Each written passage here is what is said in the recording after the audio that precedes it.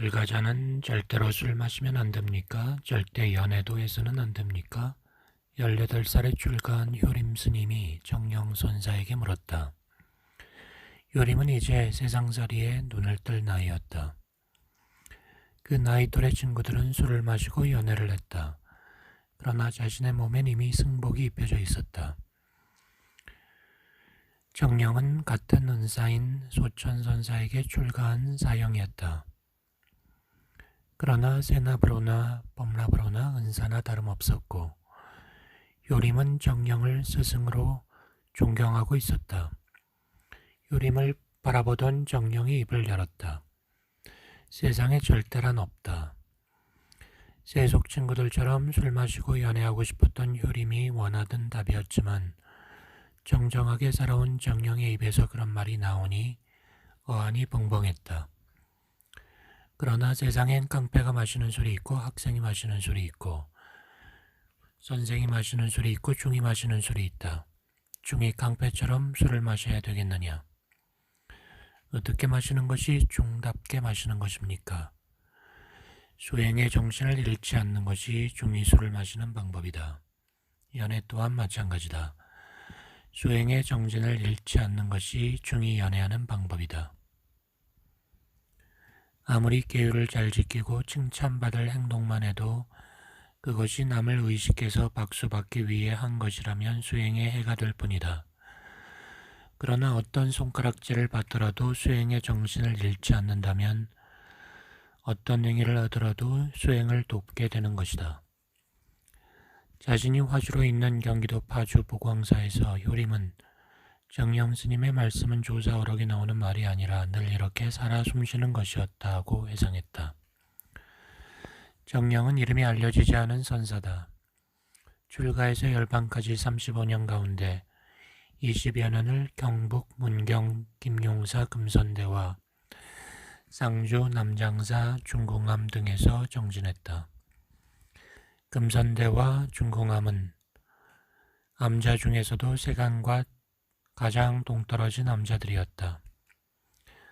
더구나 정령은 선방에서 살 때도 조용했다. 선방에선 가끔 어떤 선생이 아무 말 없이 왔다가 여법하게 수행하고 아무 말 없이 떠나기에 묻 선생이 마음속으로 존경하면서도 그가 누구인지 법명이 무엇인지조차 모르는 이들이 있다는 얘기들이 전해주곤 했다. 정령 같은 일을 두고 한 말이었다. 따라서 극히 일부 선생들을 제외하고는 그를 아는 자가 없었다. 평안도에서 태어나 월남에 대학을 다니던 그는 한국전쟁으로 북쪽에 있는 가족과 떨어져 남쪽에 남게 됐다. 그는 굶어가면서 고학으로 야간대학을 다녔다. 전공은 수학이었다. 대학 졸업 후 상공부 특채시험에 합격했으나 천직이 청정했던 정령은 자유당 정권 시절 공무원들의 부패 실상을 보고 자기가 머물 곳이 아니라고 생각했다. 수석 합격생이던 그가 그만두겠다고 하자 장관이 만류했다. 미국 유학을 제안하기도 했다. 하지만 정령은 사표를 내고 중학교 수학교사가 됐다. 그는 교사를 하며 종교와 철학적 사유가 깊어졌다. 삶을 고뇌하던 그는 서울 비원 옆 대각사에서 용성선사의 뒤를 이어 깨달음 운동을 펼치던 소천선사의 법문을 듣고 머리를 깎았다. 출가는 외로운 여정이었지만 정령에겐 오랫동안 잊었던 맞춤복을 입게 된 듯한 느낌이었다. 외로움과 고독은 그가 스스로 선택한 삶의 방식이었다. 정령은 신자를 두지 않았다. 경북 문경 대승산 금선대에서 지낼 때 산에서 길을 잃어 죽을 뻔하다 목숨을 건진 한 보살이 유일한 신자였다. 말없이 조용한 미소를 머금은 그를 대한 사람은 누구나 평화를 느끼고 존경했으나 그는 일체의 직위를 갖지 않았다. 한때 태백산 각화사 주지를 맡았으나 수행자라는 제자를 그를 칠까 우려한 은사가 그만두라고 하자 그날로 주지직을 던지고 숨어버렸다. 아집에서 해탈하는 것이 불교라지만 불자는 불교에 갇히고 선승은 선에 갇힌다. 그러나 정령은 토굴에서 혼자 살다 보니 내가 중인 것을 잊어버렸다고 했다. 정령은 삶이 누구보다 깨끗했지만 불교를 정화한다는 명목으로 폭력적으로 사체를 빼앗는 방식을 싫어했다. 목적만큼이나 과정을 중히 여겼다. 정령은 선생이면서도 선호록만이 아니고 서양 철학서도 읽었다. 어느 날 형이상학이란 무엇인가란 책을 읽고 있었다. 요림이 형이상학이 뭐냐고 물었다. 정령은 대답 대신 옆에 있던 나무 목침을 가리켰다. 저거 이름이 무엇인가? 요림은 질문의 의도를 알 것 같았지만 막상 말을 하려니 입 밖으로 설명하기 어려웠다. 글쎄요. 형이상학이란 바로 그런 것이다. 답변을 하지 못했지만 누구나 저게 뭔지 알고 있다.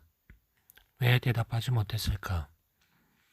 그러면서 정령은 사물의 현상을 쫓아가면 형이 하학이고 사물의 본질을 따라가면 형이상학이라고 했다.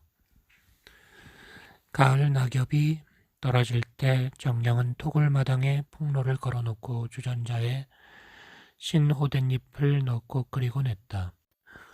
정령은 스쳐가는 바람 같은 삶이 되고자 했다. 그의 스승 소천도 그런 인물이었다. 스승이 어떤 유물도 남기는 것을 원치 않았음에도 후학들이 스승을 기린다는 명목으로 범어사에 탑을 세운 것을 그는 싫어했다.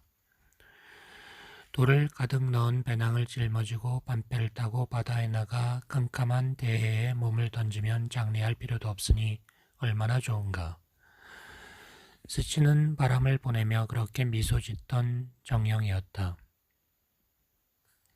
젊은 시절부터 제대로 먹지 못하고 수행만 해 그의 폐엔 동전만한 구멍 2개가 뚫려 있었고 몸은 대꽃쟁이처럼 말랐다.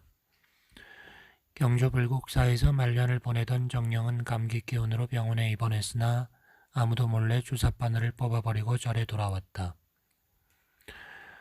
정령은 다음 날 조용히 몸을 떠났다.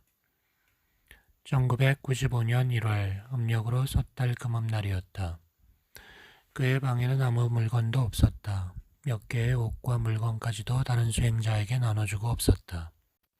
매년 음력으로 섣달 금음날이 되면 요림은 그 정령을 잊지 못해 제사를 지낸다. 바람처럼 호련히 떠나고자 그렇게 살아온 정령이 일부러 그런 날을 택해 간 것일까? 일반인들은 고향을 찾아가느라 바쁘고 절집에서도 정월 초하루 법회를 준비하느라 누구 하나 올 수도 함께 할 수도 없는 날이어서 요림은 늘 쓸쓸히 제사를 혼자서 지낸다. 정령의 몸은 인근 화장터에서 태워져 산에 뿌려졌다. 그의 돈은 책을 사는 데 쓰여져 학생들에게 보내줬다. 상주 한 명 두지 않았다. 어떤 탑도 세우지 않았다. 요림이 소중히 간직했던 정령의 사진조차 지난 1998년 수해 때 보광사 한 선례당과 함께 쓸려가 사라졌다. 정령은 그렇게 영원한 무로 녹았다. 묵기려야 묵길 그 무엇 하나 남기지 않은 채로.